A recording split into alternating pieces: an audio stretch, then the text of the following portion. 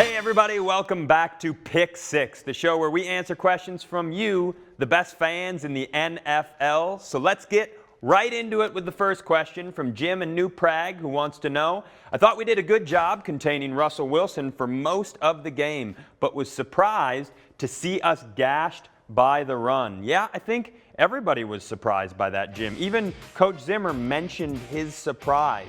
But honestly, in a game like that, you commit to containing Russell Wilson. You tell the other team, if you're going to beat us, you beat us on the ground. And unfortunately for us, that's what they did. They beat us on the ground. I think the more surprising thing for me specifically was the Seahawks' success on first down.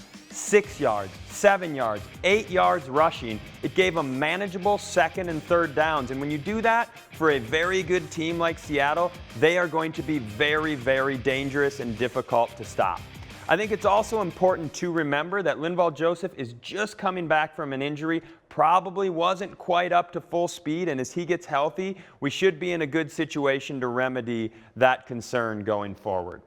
Next up, Billy and Minot. Are any of the injuries from Monday night serious? Thankfully, no, Billy. But like you, I shared the same moment of pure terror when the camera panned away from a fumble and saw both Diggs and Cook on the ground. Honestly, the only way that moment could have gotten any worse is if a newscaster broke and he was like, breaking news, just like the Metrodome, U.S. Bank has collapsed.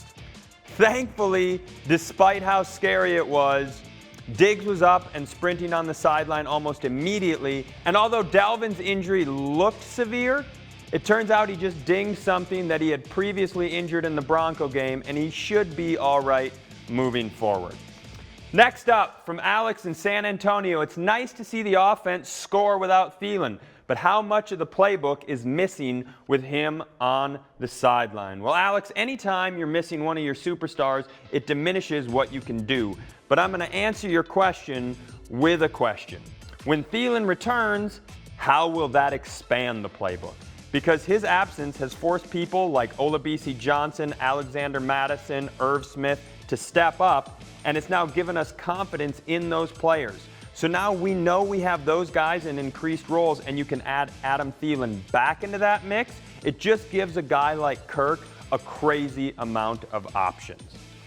Next up, from Jack in Stillwater, what an up and down game. How can we find some consistency and put together a complete game?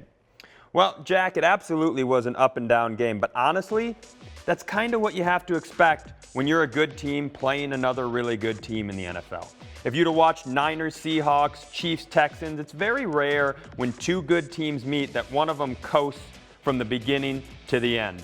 I think the good news for us is that even though there were downs in this game, a lot of them come from execution. And execution is absolutely something you can fix going forward.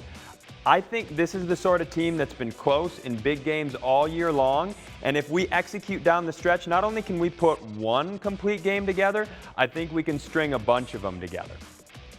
Next up, Trey in Minneapolis wants to know, why do our returners fumble kicks and punts so often? Well, Trey, I am not a special teams coordinator, nor have I ever been a special teams coordinator. But I will tell you, these guys, Mike Hughes, Amir Abdullah, CJ Ham, they've had the ball in their hands a lot in their career, and they don't fumble a ton. So to me, it might seem basic, but it's just attention to detail and concentration. That little bit of extra time prioritizing the ball and ball safety will go a long way. I'm sure that's what they're being told.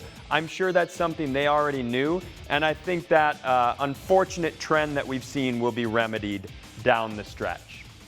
Last question comes from Aaron in Duluth. Now that we most likely won't have a home playoff game, do you think we can win on the road versus a good team? Well, first and foremost, Aaron, I'm not ready to give the division away here.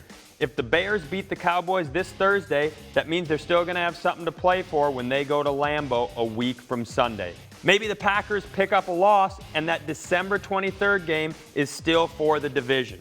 But if it's not, with the exception of the Bears game, all three of our losses this year, Chiefs, the Packers, and the Seahawks, all on the road, all difficult environments against very good teams, and every single one of them, we had the ball in our hands at the end of the game with a chance to win. So I think we are right there, and like I mentioned in a previous question, it comes down to execution in those moments. So I absolutely believe we can go on the road in the playoffs into a hostile environment and compete, and I think we can win.